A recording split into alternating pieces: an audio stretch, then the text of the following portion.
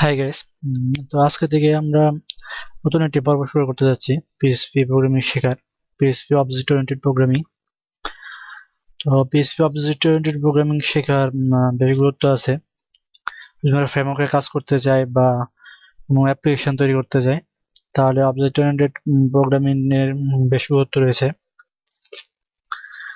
তো চলুন আমরা আজকে ইন্ট্রোডাকশন পর্বটা দেখি।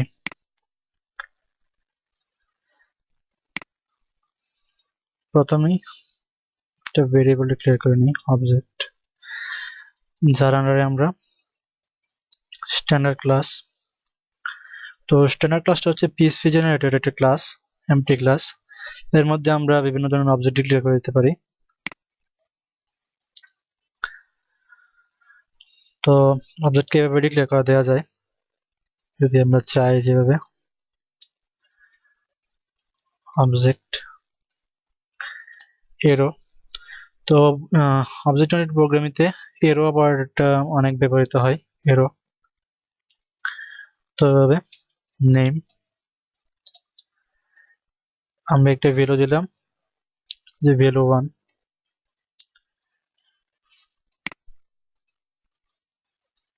যদি আমরা এখন ইকো করি, ইকো, তো পুরো ভ্যালুটাই আমরা ইকো করতে হবে অবজেক্ট।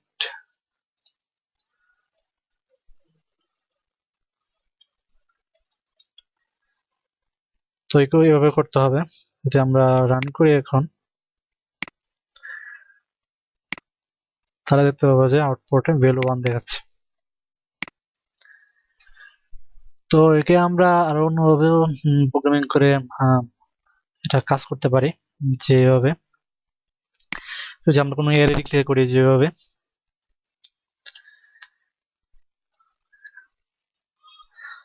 সাপোজ নেম,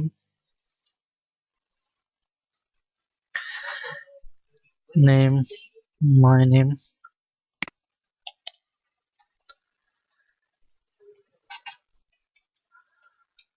অথর,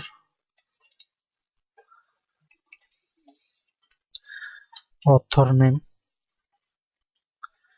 তো আমরা একটা অ্যারে ক্রিয়েট করেছি এখানে। যদি আমরা অ্যারেকে লুপ আকারে দেখতে চাই, তা আমরা এভাবে দেখতে পারবো। আমরা ফর ইচ ব্যবহার করি, ফর ইচ। তো আমরা আগে দেখেছি যে ফর ইচ কিভাবে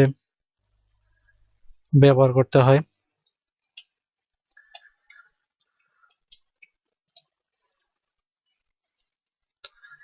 নেম as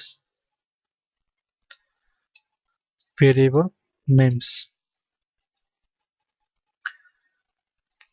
অথবা ভ্যালুস।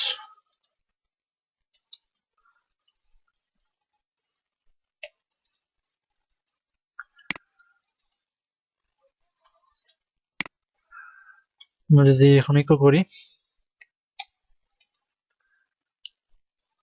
Eco values,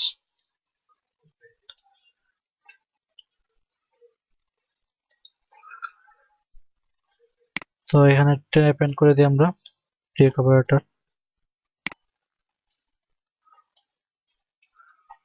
break. এখানে এরো দেখাচ্ছে,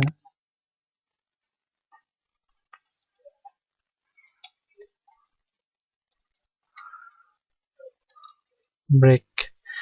এখন যদি আমরা প্রোগ্রামটি রান করি, তাহলে দেখতে পাবো যে নেম, অথর এইভাবে আমাদের ফর ইচ লুপ আকারে আউটপুটে দেখাচ্ছে। তো আমরা আগে দেখেছি যে ফর ইচ ব্যবহার, যে অ্যারে ডিক্লেয়ার করে আমরা ফর ইচ যদি এখানে অ্যারে ডিক্লেয়ার করে দেওয়ার পর আমরা যে ফর ইচ লুপ এভাবে চালাই, তাহলে আউটপুট এভাবে দেখায়। তো অবজেক্ট ওরিয়েন্টেড পদ্ধতিটা এরকম। তো আমরা সামনে আরো দেখার চেষ্টা করবো যে অবজেক্ট ওরিয়েন্টেড দিয়ে প্রোগ্রামিং এ আমরা আর কি কি নতুন বিষয় শিখতে পারি। তো এই ছিল আজকে অবজেক্ট ওরিয়েন্টেড প্রোগ্রামিং শেখার প্রথম পর্ব। ধন্যবাদ।